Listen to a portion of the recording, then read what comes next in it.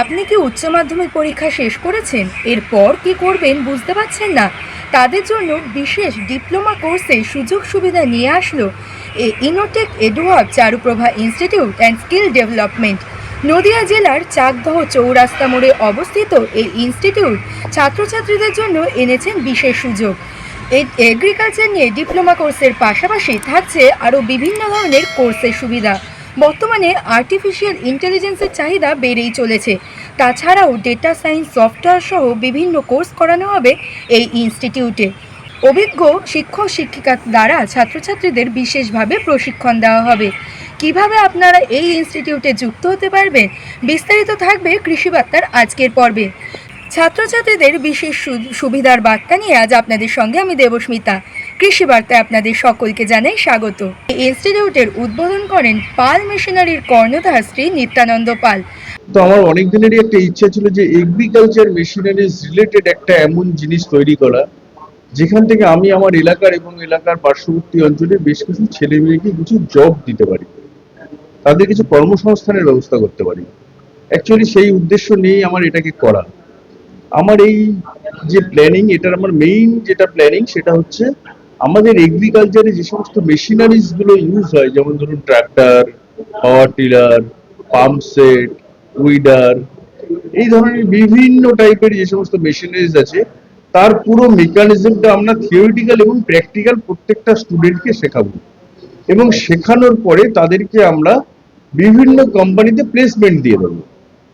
এটাই হচ্ছে আমার আপাতত মেইন টার্গেট।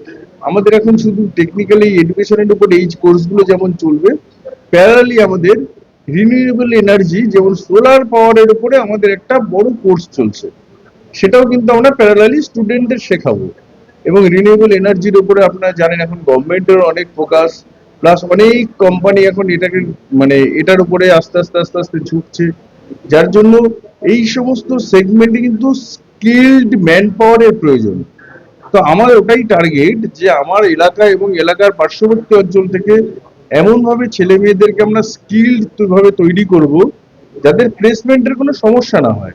এই যে এখন বেশ কিছু কোম্পানির সাথে আমাদের অলরেডি টাই আপ হয়েছে, আরো বেশ কিছু কোম্পানির সাথে টাই আপ হচ্ছে, যারা কিন্তু আমাদের কাছে চাইছে স্কিলড ম্যান পাওয়ার। অ্যাকচুয়ালি এই ইন্ডাস্ট্রিগুলোতে যে ধরনের ম্যান পাওয়ার বা যত ম্যান পাওয়ারের প্রয়োজন, সেই ম্যান পাওয়ারের কিন্তু একটা প্রচন্ড অভাব। তাছাড়া আমাদের এগ্রিকালচার মেশিনারিজের সাথে এখন এআই যোগ হয়ে গেছে। এআই তো এখন প্রত্যেকটা ক্ষেত্রে প্রযোজ্য, যার জন্য এআই এর উপরে আমাদের বিভিন্ন রকম কোর্স আছে, সেই কোর্সগুলোকেও আমরা করাচ্ছি। মেইনলি আমার যেটা টার্গেট সেটা হচ্ছে এগ্রিকালচারকে আরো সমৃদ্ধ করা, এগ্রিকালচারকে আরো বড় করা। আমাদের যেমন এগ্রিকালচারের শুধু নয়, আমাদের আরেকটা বড় কোর্স আসছে, সেটা হচ্ছে আপনার রোবোটিক্স। রোবোটিক্স এর উপর আমাদের যে কোর্সটা আসছে, এটা খুবই ইম্পর্টেন্ট পরবর্তী প্রজন্মের জন্য। আপনারা হয়তো অনেকেই জেনে থাকবেন যে এগ্রিকালচারে রোবটের ব্যবহার কিন্তু এখন উত্তরোত্তর বৃদ্ধি পাচ্ছে। যদিও আমাদের দেশে হয়তো এখনো সেই জায়গাটায় আমরা পৌঁছাতে পারিনি, বাট আগামী 2, 4, 5 বছর 10 বছরের মধ্যে কিন্তু এর একটা ভালো জায়গা তৈরি হবে। এবং রোবোটিক্স এর উপরে কিন্তু আমাদের এখানে ডেভেলপ হয়নি, তার প্রধান কারণই হচ্ছে রোবোটিক্স এর উপরে কোনো এডুকেশন আমাদের এখানকার লোকের নেই। তো আমরাও চাইছি আস্তে আস্তে আস্তে আস্তে রোবোটিক্সটাকে প্যারালালি ডেভেলপ করতে, রোবোটিক্স এর উপর কিছু আমাদের ছেলে মেয়েদেরকে কিছুটা শিখিয়ে তাদেরকে ডেভেলপ করে নিতে, যাতে রোবট দিয়ে আমরা এগ্রিকালচারের ক্ষেত্রে বিভিন্ন রকম কাজ করতে পারি। যেমন আমরা বিদেশের বিভিন্ন জায়গায় দেখে থাকবো যে রোবটে ধান কাটছে, রোবটে ধান লাগাচ্ছে, রোবটে ফসল তুলছে, রোবট ফসল ক্যারি করে মাঠ থেকে বাড়ি নিয়ে আসছে। তো এই ধরনের যে প্রযুক্তিগুলোর মাধ্যমে যে ডেভেলপমেন্ট, সেটার জন্য আমি একটা সংকল্প করেছি বলতে পারেন, এবং এটা আমরা ধীরে ধীরে ধীরে ধীরে আস্তে আস্তে একটা প্রকৃত রূপে ভারতবর্ষে বা তথা পশ্চিমবঙ্গের মাটিকে ব্যবহার করে আমরা রোবোটিক্সেরও একটা সুন্দর ডেভেলপমেন্ট করতে চাই। এই ইনস্টিটিউটের একজন কর্মকর্তার সঙ্গে কথা বলে আমরা জেনে নেব তিনি কি জানাচ্ছেন। আমাদের যে কৃষি মেশিনারি ফার্ম রিক্রুটমেন্ট আছে, এটা আমাদের একটা স্পেশাল কোর্স। এটা কিন্তু মোটামুটি পাঞ্জাব ছাড়া এখানে আর কোনো জায়গায় হয় না, একমাত্র আমরা করাই। এবং যারা কৃষক পরিবারের ছেলে মেয়ে আছে তারা বেসিক্যালি এটা করতে পারে। যত ফার্ম রিক্রুটমেন্ট আছে তাদের রিপেয়ারিং থেকে শুরু করে, এবং এদের ভ্যাকেন্সিও প্রচুর প্রচুর ভ্যাকেন্সি থাকে। প্লাস এরা ফ্রিল্যান্সিং বা সেলফ ডিপেন্ডেন্টও হতে পারে। ফার্ম রিক্রুটমেন্টের জন্য শিখবে তাদের জন্য কিছু স্পেশাল স্কলারশিপ আছে। NSDC, national skill development corporation of India, সেই স্কলারশিপে তারা অন্তর্ভুক্ত হবে, করে তারা 1 লাখ টাকা পর্যন্ত স্কলারশিপ পেতে পারে। এই কোর্সটার মধ্যেই আমাদের ইন্টার্নশিপ আছে। Internship is mandatory. ইন্টার্নশিপ করতে করতে সেই স্টুডেন্ট স্টাইপেন্ড পাবে। আর ইন্ডাস্ট্রি দরকার হচ্ছে এক্সপিরিয়েন্স ম্যান পাওয়ার আর স্কিল ম্যান পাওয়ার। স্কিল তো তার থাকছেই, ইন্টার্নশিপ করার সাথে সাথে তার এক্সপিরিয়েন্সও হয়ে যাচ্ছে। সুতরাং কাজ নিয়ে বা প্লেসমেন্ট নিয়ে কোনো চিন্তার কোনো কারণ নেই। আমরা অভিজ্ঞ শিক্ষক শিক্ষিকাদের সঙ্গে কথা বলে জেনে নেব এই ইনস্টিটিউটে কী কী কোর্স করানো হবে এবং এতে ছাত্রছাত্রীরা কিভাবে উপকৃত হবে। দেখুন, কৃষি ছাড়া তো আমরা বেঁচেই থাকবো না, তাই না? তো আমার মনে হয় কৃষি দিয়ে যদি ছেলেমেয়েরা যুক্ত হয়, তো সেগুলো নিয়ে যদি তারা আরো বেশি চর্চা করে, আমাদের যে কৃষির যে মাধ্যমটা সেটাতেও উন্নত হবে। কারণ আজকালকার প্রজন্ম অনেক বেশি অ্যাডভান্স। তারা আগের থেকে প্রযুক্তিগত দিক থেকে যদি কৃষি নিয়ে ভাবে, সেখানে তারা অনেক বেশি ইমপ্রুভ করবে। আমার মনে হয় ভাবা উচিত।